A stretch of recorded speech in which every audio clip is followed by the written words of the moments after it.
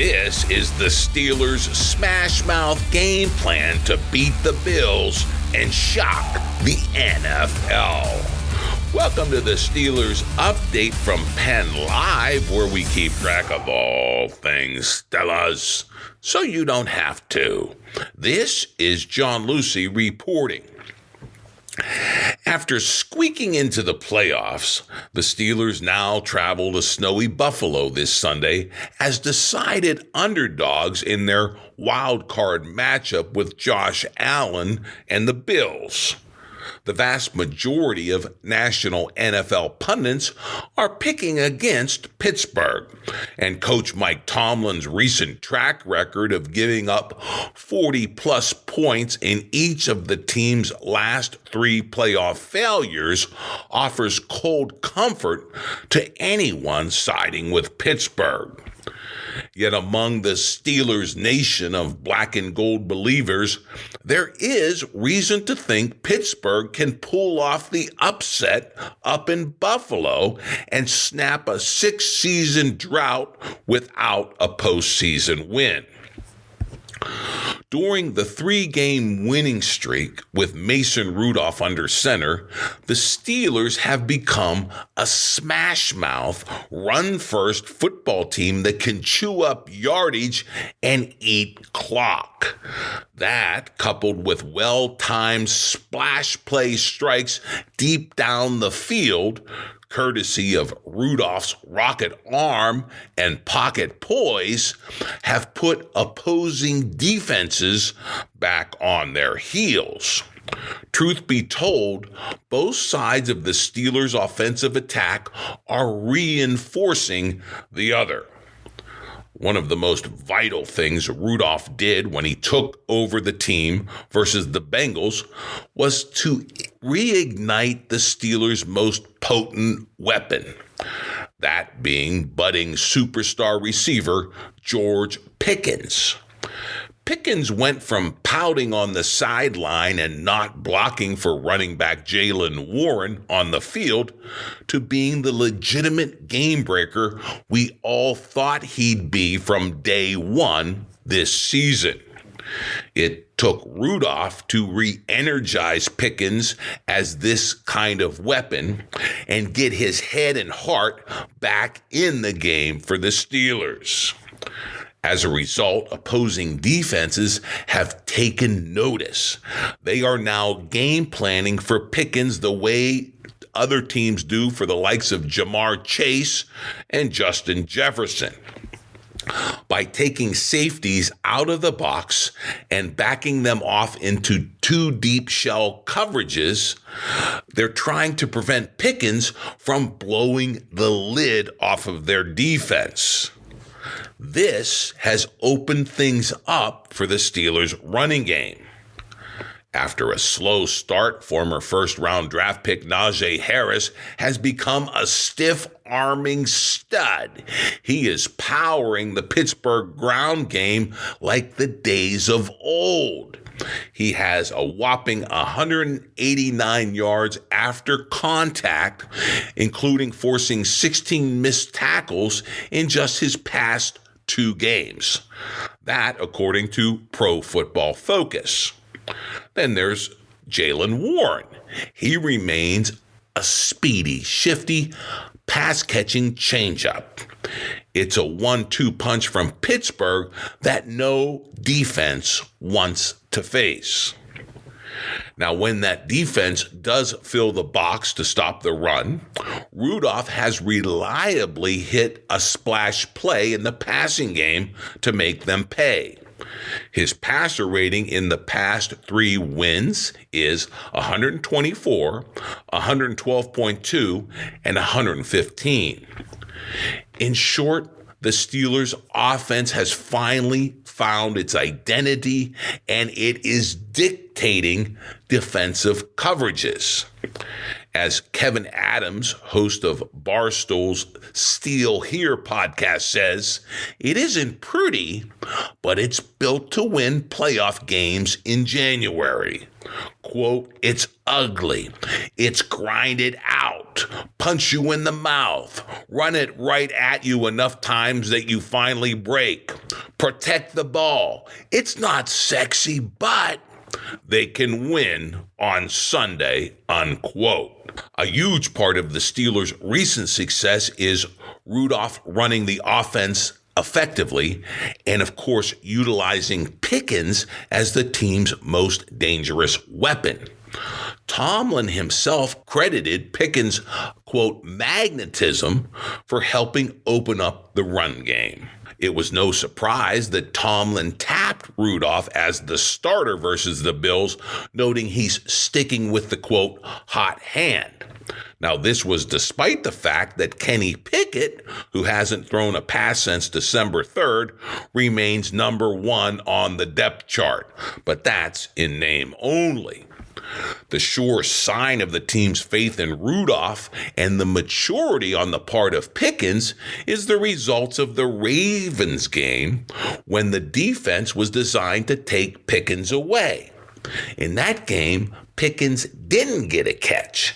Instead, Rudolph hit Deontay Johnson for the big splash play. Pickens, who had put up plays of 86 yards, 66 yards, 44 yards, 37 yards, and 34 yards in his previous 2 games with Rudolph, went without due to that Ravens double coverage. But Pickens didn't pout, and he didn't pull up on his blocks. He was a true teammate, and Rudolph was a real leader. He praised the young receiver for how he handled himself when he didn't get the football. Said Rudolph of Pickens, quote, I told him I was very proud of the way he handled it. I thought it was very mature, team first attitude. He was not whining or asking for the ball. He knew schematically they were trying to take him away. I think that's a form of flattery from a defense.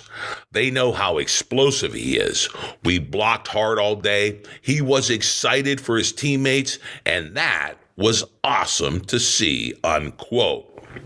Now, this is the united Steelers team that barrels into Buffalo.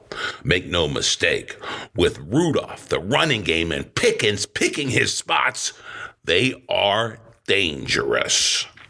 Smash Mouth can win in the playoffs, but only if the Steelers refuse to allow quarterback Josh Allen, receiver Stephon Diggs, and running back James Cook and company to get up on them early and often in this game. They cannot allow that. The Steelers are built to grind out wins, not mount huge comebacks that require a flurry of quickly scored points. Getting down big early in playoff games is what ruined the Steelers' past 3 postseason outings. As Jim Ricalto noted on X, formerly Twitter, the Steelers found themselves down 21-0 in the second quarter versus Jacksonville back in the 2017-2018 playoff game. They were way behind 28-0 in the first quarter versus Cleveland in 2020-21. And though they were up by 7 early versus Kansas City in 21-22, they were down 21-7 by halftime. In other words, game over in all of those playoff games. By the time the gun fired in each of those games, the Steelers had given up 45, 48, and 42 points, respectively. Even without pass rusher extraordinaire T.J. Watt, who's nursing a strained knee ligament, these Steelers are better equipped to limit the Buffalo attack. At least on paper, they seem to have more depth than ever behind Watt, whose absences in the past typically spelled a Steelers loss. Said Tomlin, quote, that's why we thoughtfully acquired Marcus Golden. That's why we drafted Nick Herbig. We are as deep as we've been at that position, unquote. With rookie corner Joey Porter Jr. coming into his own and owning opposing receivers, and including the receiver one of the opposing team, there's good reason to believe Pittsburgh can hold down Buffalo so they can play their game on offense. Of course, the wild card in this wild card game is the running and improvisational abilities of one Josh Allen. He can hurt even the best defenses in so many ways. And Allen, above all, is the likely reason to favor the Bills. Of course, the Steelers will have something to say about that. The table is set. The Steelers ride in with momentum and identity. This team has gelled. Tomlin has been doing some of his best coaching and motivation. The 2023 draft class is all contributing.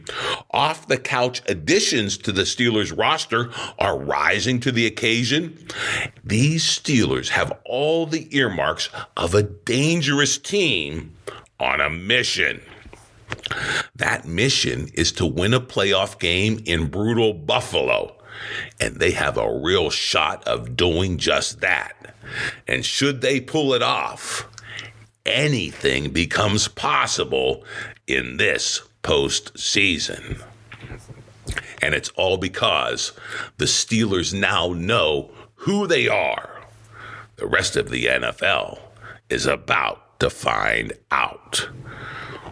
I am pumped for this playoff game. And of course, we have much more on the big game in Buffalo and the game plans for both teams in this postseason edition of your Steelers Update podcast. Hey, and be sure to catch my full print column first thing Thursday on PennLive. As always, it's packed with plenty of memes, bringing the Pittsburgh playoff madness to life and to laughs. Right now, let's get right to it.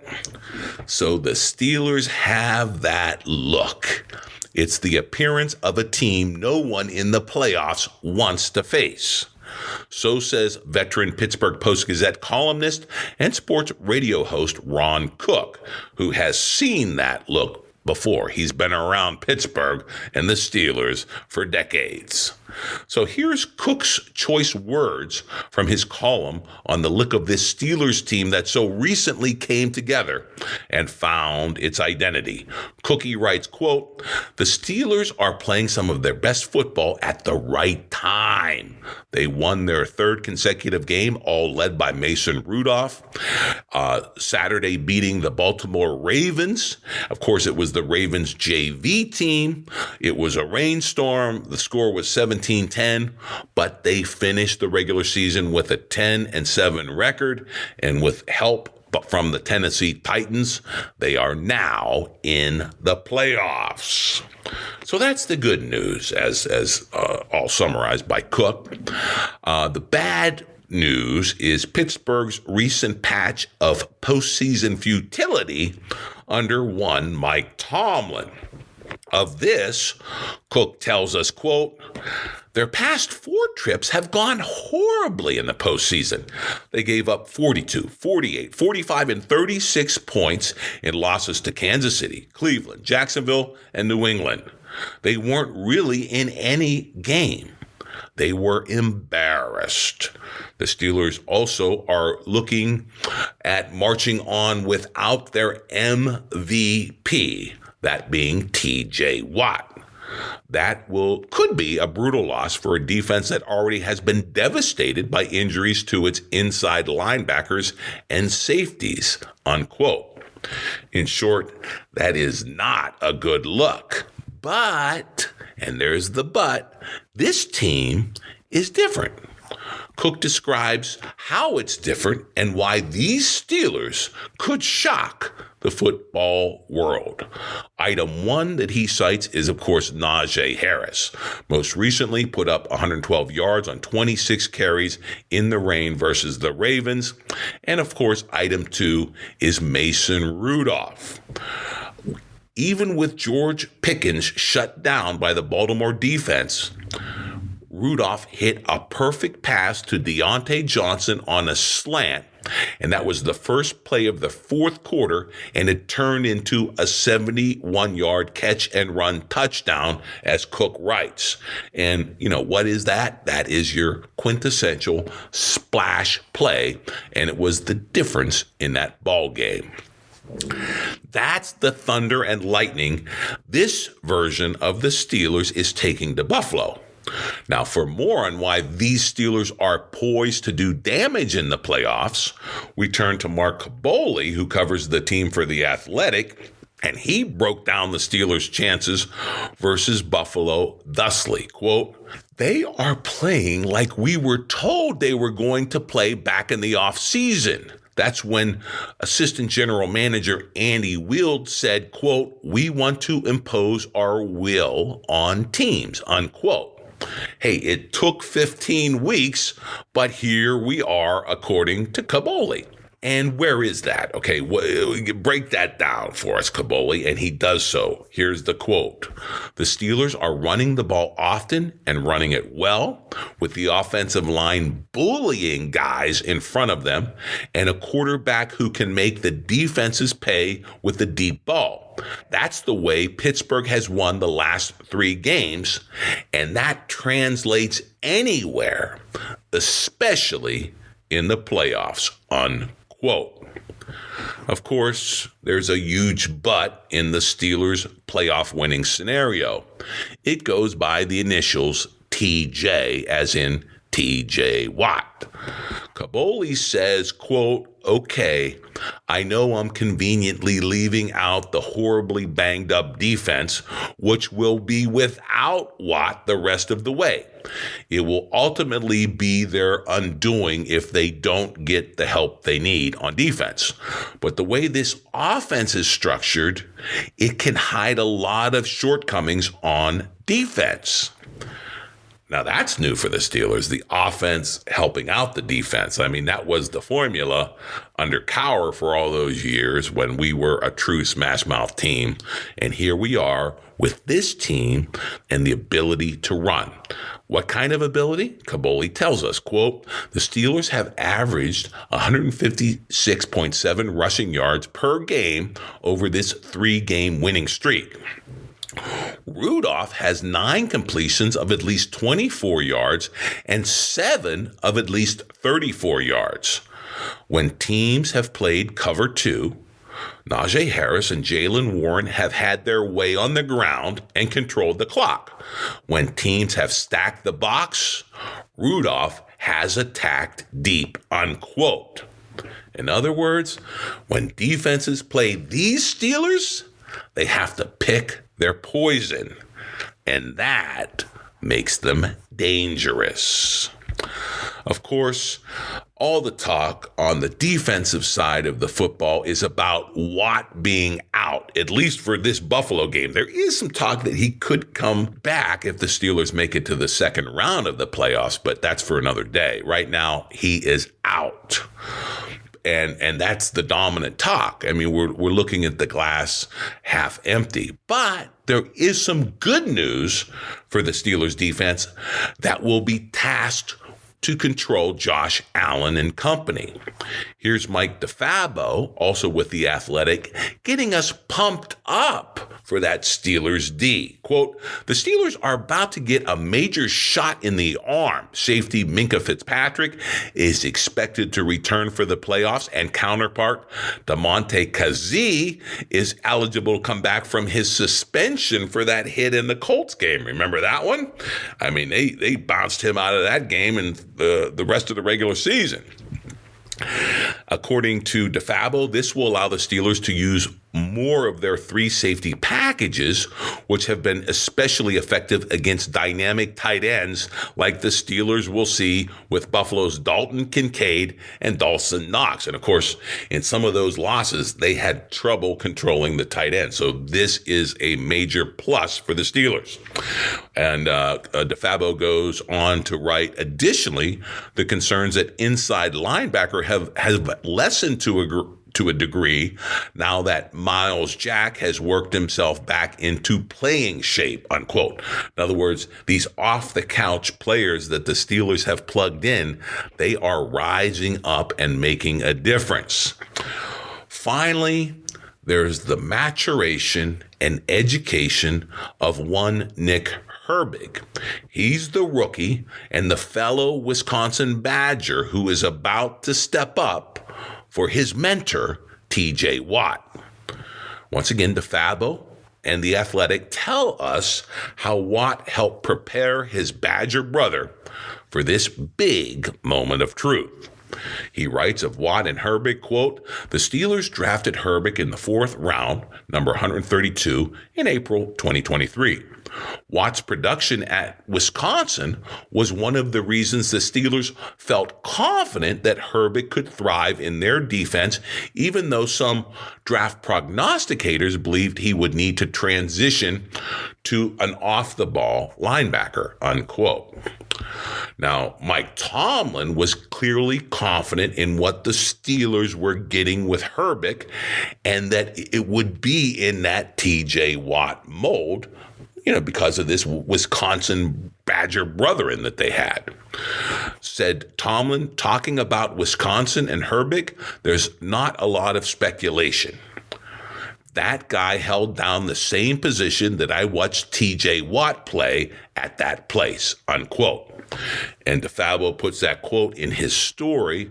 And with that, and with the Steelers drafting Herbig, Watt's tutelage of his young protege began in earnest. It was a mentor-mentee relationship that DeFabo describes this way, quote, "Soon after Herbig heard his name called in the draft, Watt was one of the first people to text him congratulations.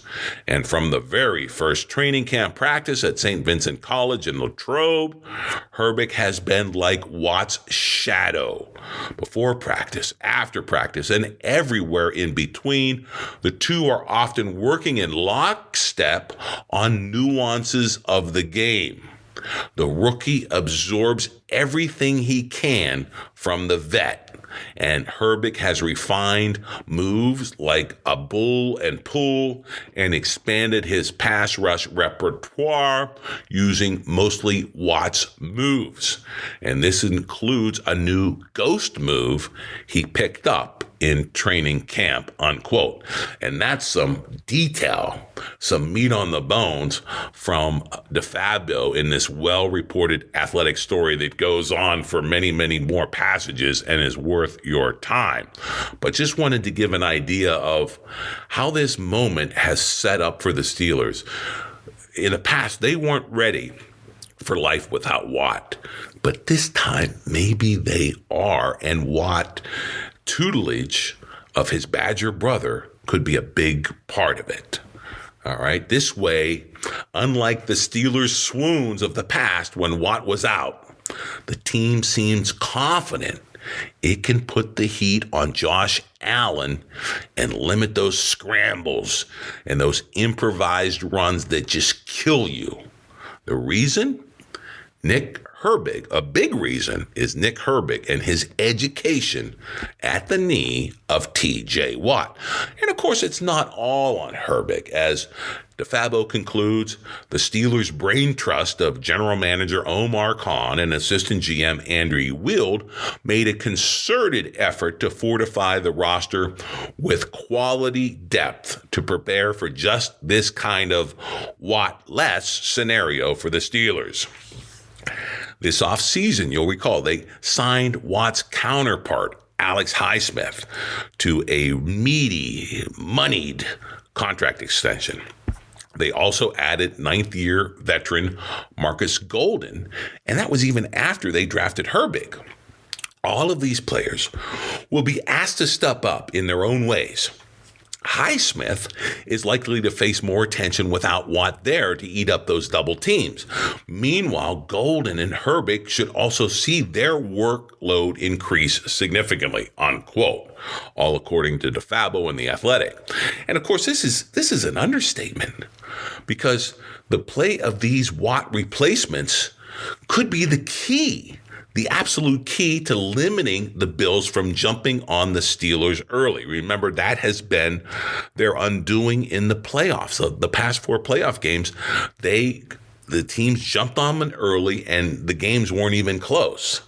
For the Pittsburgh to remain in its smash mouth mode, along with the occasional splash play when they fill the box, they have to play their football, and they can't be playing from behind, not significantly from behind. That, my friends, is the Steelers' formula for winning. And with that, what else is there? It's showtime, folks.